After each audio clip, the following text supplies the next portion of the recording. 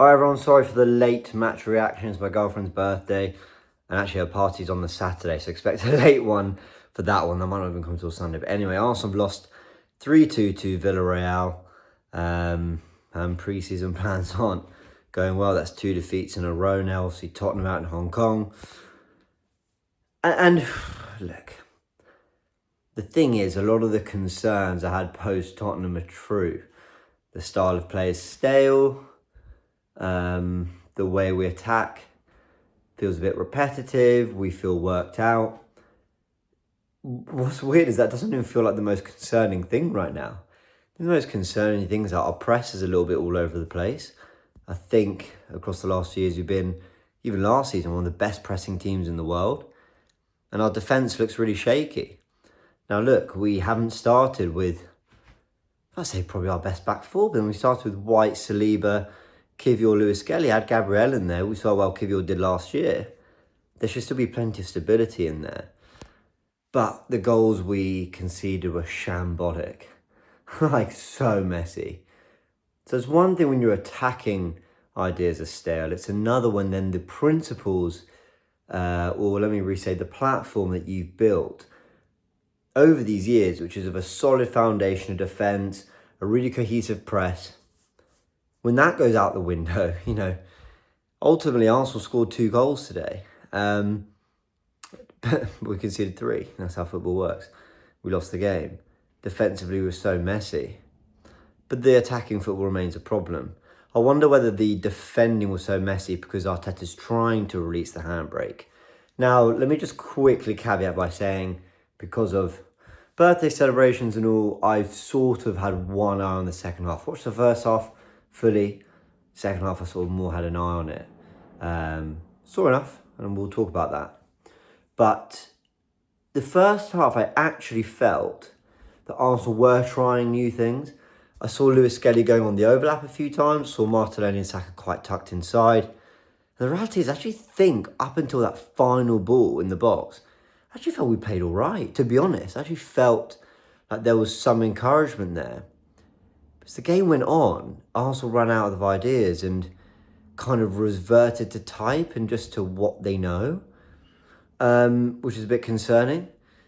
So yeah, I've kind of got major concerns still that, like I said in my interview on AFTV, they don't get addressed by just signing players.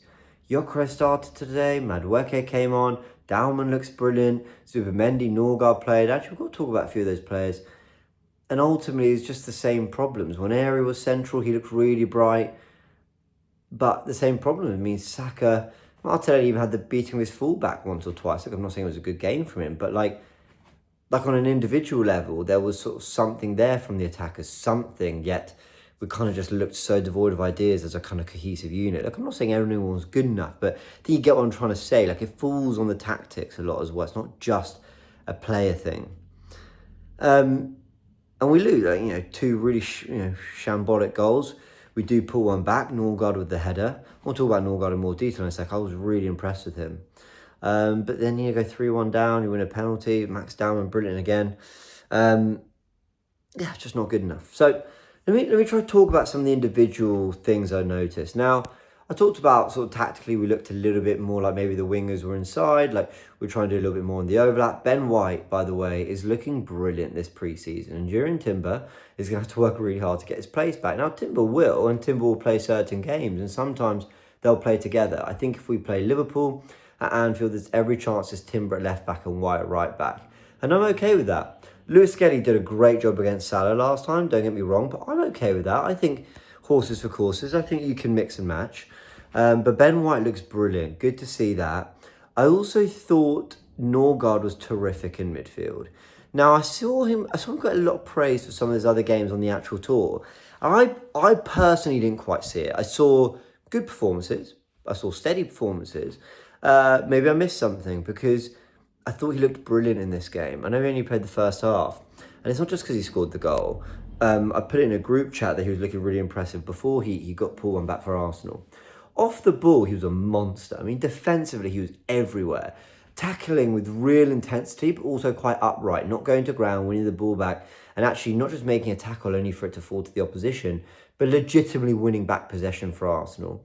And I just thought on the ball he looked perfectly capable too. I even think, some of you might kill me in the comments, I just thought Marino did some all right stuff in midfield. There were moments of kind of class, whether he was underlapping, whipping a ball into the box, or just moments of sort of neat control in tight central areas, but he could be frustrating too. But Norgard, I thought, was impressive, alongside Waneri, who I thought was the standout player of the first half, maybe with Ben White and Norgard. I mean, those are the three I was really looking at. But Waneri looked bright, he looked like he was taking people on. He just gives you so much more on that side than Ødegaard. And as we talked about on the video about Eze, which came out on the Goonerverse earlier this week, with Waneri and Saka, you more naturally invite Saka on the inside because Waneri can pull out wide so easily and kind of recreate some of that same threat. So there's a real interchangeability between them. You just wonder, like, is that place really even Ødegaard still? And maybe his best chance of being in this team is out on the left day, where actually can do a lot of really good creative work, which we've seen over the years. So, yeah, I'm looking at that thinking, because Ødegaard's captain, he's going to keep that place, but Waneri's kind of really deserving of it. And you know what's funny is, like, I looked at that midfield three of Waneri, Norgard and Marino. My natural instinct was to go, oh, well, that's the backup midfield because Rice, Zubimendi, Ødegaard will come on. But when you look at pre-season, I think Marino's been better than Rice. I think Norgard and Zubimendi's nothing in it. And Waneri's definitely been better than Ødegaard. So maybe that was Arteta going, this is the best I've got right now. Like, maybe that's how he saw it. I don't know. I'd love to know your thoughts in the comment section below on that.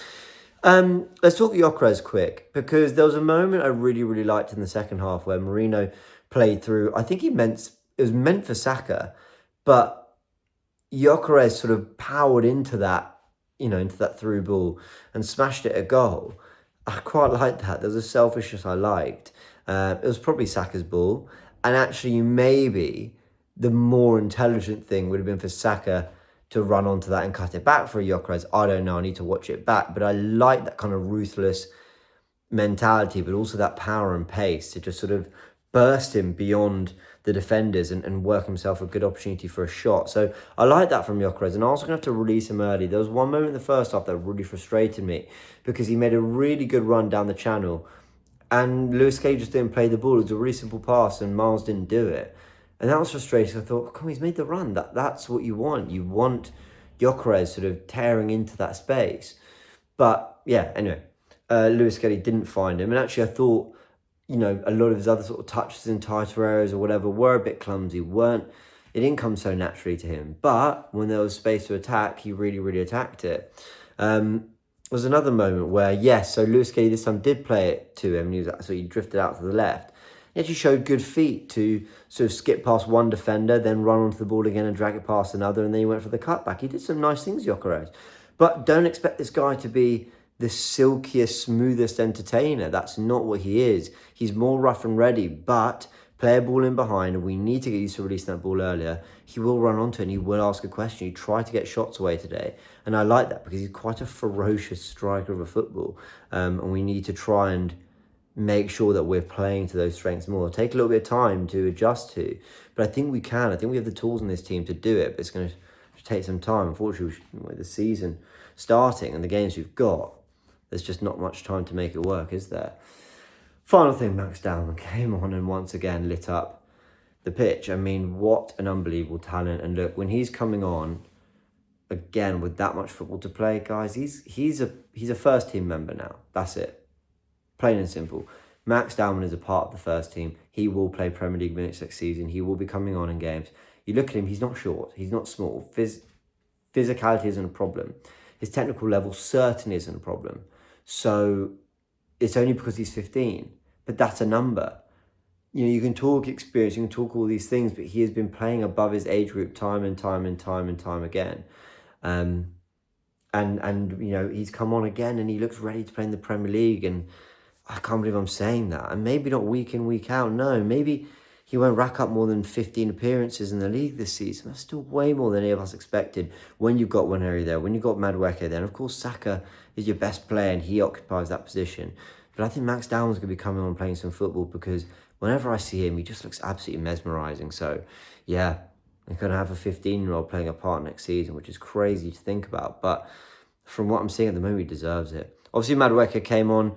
Look, couldn't really do too much. There was one moment I liked very, very late in the game where he did sort of get on the outside of his fullback and whip a ball into the box. It looks like he might well be the starting left winger, or at least competing for that area of the pitch, and giving us something different as a left footer out there, which I don't mind, but it's going to take some coaching with Arteta to kind of really get that top level out of him.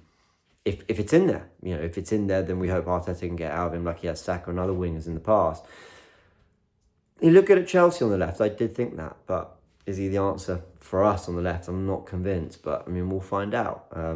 We can't judge him off today's performance. We're going to have to see a little bit more. There's Bilbao on the weekend. Like I said, that reaction will come out a little bit later, so apologies for that. That will probably not come out till Sunday, so you really have to forgive me on that one. If I even do, I've got to be honest, there's every chance I don't even do one, and I maybe just react to pre-season in general with Ben on the podcast next Monday, but yeah, I'll have a little think about that. Anyway, guys, a big thank you. Really, really appreciate you joining. I've got some news about these match reactions and what's coming on the Goonerverse, but that will all be for next week. So yeah. Anyway, Arsenal lose.